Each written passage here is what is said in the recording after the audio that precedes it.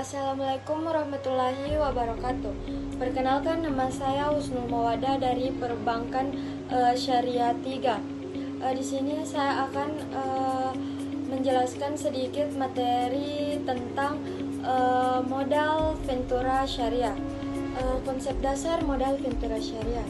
Modal Ventura Syariah adalah pembiayaan usaha berbasis prinsip Islam, di mana investor atau perusahaan modal Ventura menanamkan modal kepada perusahaan rintisan atau UMKM tanpa bunga atau riba dan dengan sistem bagi hasil atau penyertaan modal. Adapun sejarah singkat modal Ventura Syariah. Modal Ventura konvensional berkembang lebih dulu di Amerika Serikat sekitar tahun 1940 sampai 1950-an.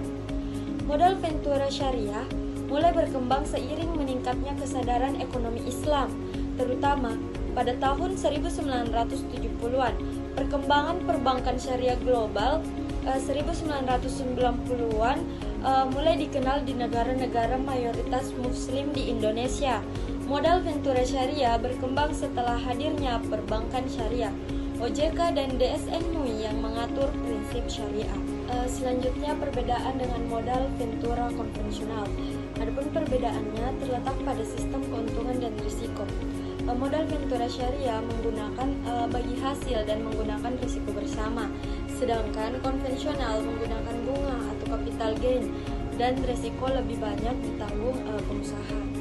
Adapun strategi pengembangannya, modal Ventura Syariah meliputi peningkatan literasi syariah, digitalisasi pembiayaan, kolaborasi dengan lembaga keuangan syariah, fokus pada sektor industri halal, serta dukungan regulasi pemerintah.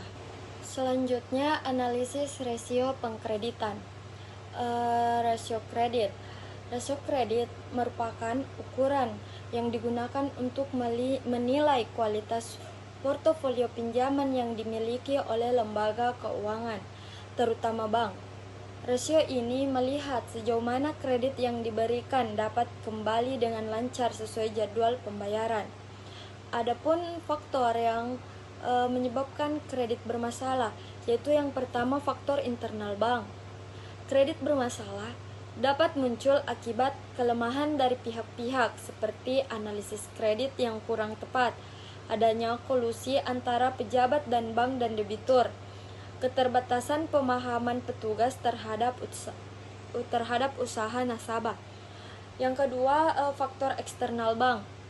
Dari sisi eksternal, kredit dapat bermasalah karena debitur tidak memiliki kemauan untuk membayar angsuran, melakukan ekspansi usaha yang berlebihan sehingga mengganggu likuiditas, dan menyalahgunakan dana kredit tidak sesuai peruntukan. Selanjutnya, non-performing loan atau NPL. Non-performing loan atau NPL mencerminkan risiko kegagalan debitur dalam memenuhi kewajiban pembayarannya kepada bank. Dalam praktik penyaluran kredit, lembaga perbankan selalu berpotensi menghadapi kondisi ketika debitur tidak mampu melunasi kewajiban sesuai kesepakatan, sehingga memunculkan kredit bermasalah. Selanjutnya, analisis NPL pada lembaga keuangan. Untuk memperoleh gambaran yang komprehensif mengenai kondisi keuangan bank, diperlukan analisis mendalam terhadap laporan keuangannya, khususnya terkait kualitas kredit.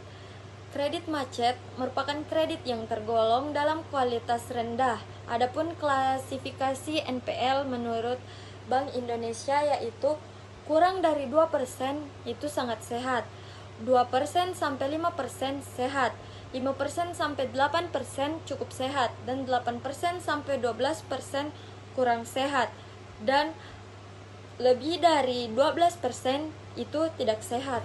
Selanjutnya, analisis rasio NPL gross digunakan untuk menganalisis kredit bermasalah. Dalam pengukuran ini mencakup kredit dengan kualitas kurang lancar, diragukan, dan macet. Adapun pengukuran rasio NPL gross menggunakan rumus NPL, kredit bermasalah dibagi dengan total kredit dikali 100%.